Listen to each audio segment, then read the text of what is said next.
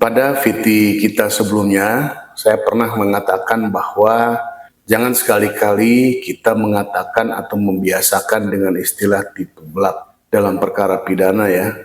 Karena penipuan dengan penggelapan adalah dua hal yang berbeda dan juga dua bab yang berbeda.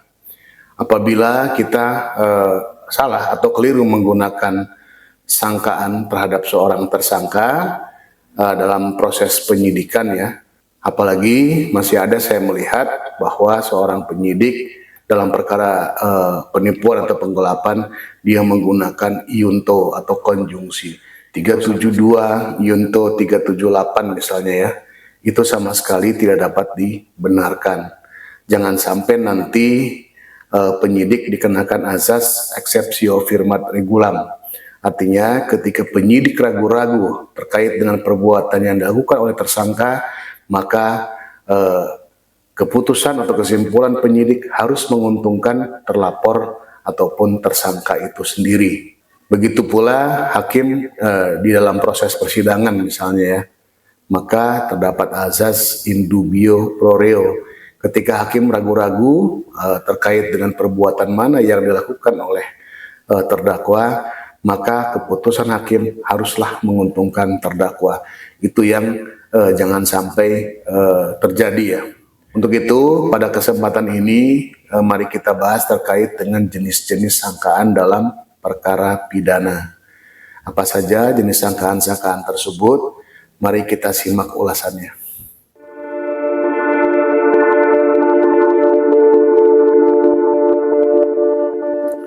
Dalam perkara pidana setidaknya terdapat 6 jenis sangkaan ya, yaitu sangkaan tunggal, sangkaan alternatif, sangkaan subsidiar, sangkaan kumulatif, sangkaan kombinasi, dan sangkaan konjungsi atau penggunaan konjungsi atau biasa disingkat dengan iunto ya.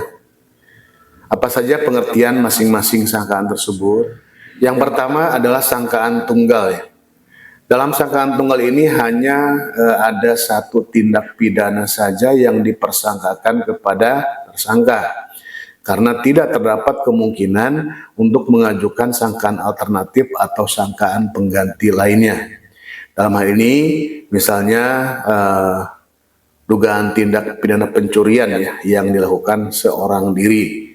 Jadi pasalnya hanya dikenakan pasal 362 KUHP misalnya ya. Atau mungkin perkara lain misalnya penipuan ya 378 ataupun verdusteering ya, penggelapan di pasal 372 KUHP. Itu bisa masuk kategori sangkaan tunggal contohnya ya. Yang kedua adalah sangkaan alternatif. Dalam sangkaan alternatif ini terdapat beberapa sangkaan yang disusun secara berlapis. Yang satu merupakan alternatif yang bersifat mengecualikan sangkaan pada lapisan yang lain. Bentuk sangkaan ini digunakan bila belum terdapat kepastian tentang tindak pidana mana yang dapat dibuktikan oleh penyidik ya, terkait dengan perbuatan si tersangka tersebut. Dalam bentuk sangkaan ini, antara lapisan sangkaan yang satu dengan lapisan sangkaan yang lain itu menggunakan kata sambung atau ya, alternatif ya.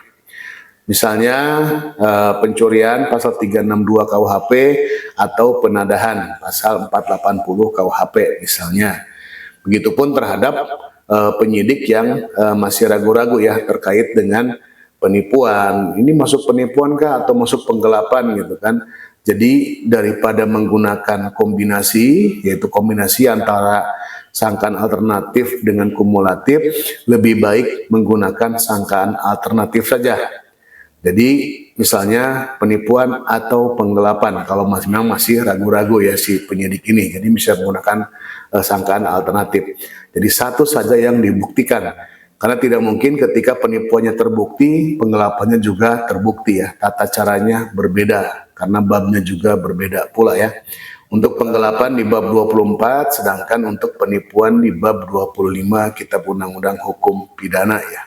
Jadi, untuk sangkaan yang ketiga adalah sangkaan subsidiar ya.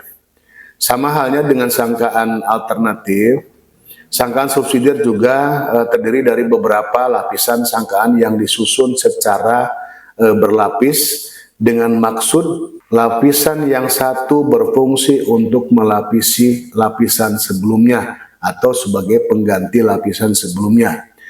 Sistematik lapisan disusun secara berurutan, dimulai dari tindak pidana yang diancam dengan pidana tertinggi sampai dengan tindak pidana yang diancam dengan pidana terendah.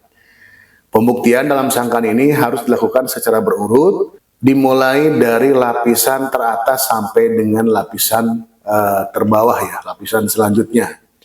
Sebagai contoh terkait dengan lapisan subsidiar ini, misalnya seseorang disangka telah menghilangkan nyawa orang lain, maka sangkaan primernya adalah primer pasal 340 KUHP, subsidiar pasal 338 KUHP, lebih subsidiar pasal 353 ayat 3 KUHP. Yang keempat adalah sangkaan kumulatif ya. Sangkaan ini dipergunakan kepada seorang tersangka yang diduga telah melakukan beberapa tindak pidana yang masing-masing tindak pidana tersebut berdiri sendiri. Dalam bentuk sangkaan ini, antara pasal sangkaan yang satu dengan pasal sangkaan yang lain menggunakan kata sambung dan. Contoh penggunaan sangkaan kumulatif, misalnya seseorang masuk ke rumah orang lain dengan cara memanjat, merusak gembok, kemudian memecah kaca jendela, lalu dia masuk ke dalam rumah dan melakukan atau menghilangkan nyawa si penghuni rumah, kemudian juga dia mengambil laptop ya milik si penghuni rumah. Maka di dalam perkara tersebut dapat disangkakan yaitu sangkaan kumulatif ya. Misalnya mord pasal 340, kemudian dan pasal 362 tentang pencurian dan pasal 406 terkait dengan pengerusakan. Itu contoh ya, contoh dari sangkaan kumulatif. Yang kelima adalah sangkaan kombinasi. Disebut sangkaan kombinasi karena di dalam bentuk ini dikombinasikan atau digabungkan antara sangkaan kumulatif dengan sangkaan alternatif atau subsidiar. Contoh dari sangkaan kombinasi itu diantaranya adalah kombinasi antara sangkaan kumulatif dengan sangkaan alternatif. Misalnya mord pasal 340 KUHP dan atau doslah ya pasal 338 KUHP tentang menghilangkan nyawa orang lain ya. Berikutnya adalah kombinasi antara sangkaan kumulatif dengan subsidiar. Sebagai contoh adalah primer terkait dengan mord pasal 340 KUHP, subsidiar terkait dengan doslah ya pasal 338 KUHP, yaitu terkait dengan menghilangkan nyawa orang lain, dan yaitu dikumulatifkan primer pencurian dengan pemberatan misalnya pasal 363 KUHP, subsidiar pencurian pasal 362 KUHP. Berikutnya adalah kombinasi sangkaan kumulatif dengan subsidiar.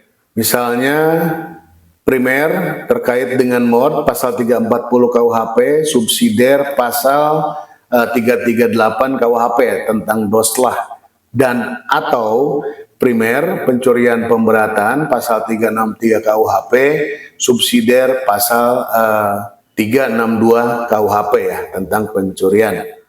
Yang keenam adalah penggunaan sangkaan yunto ya.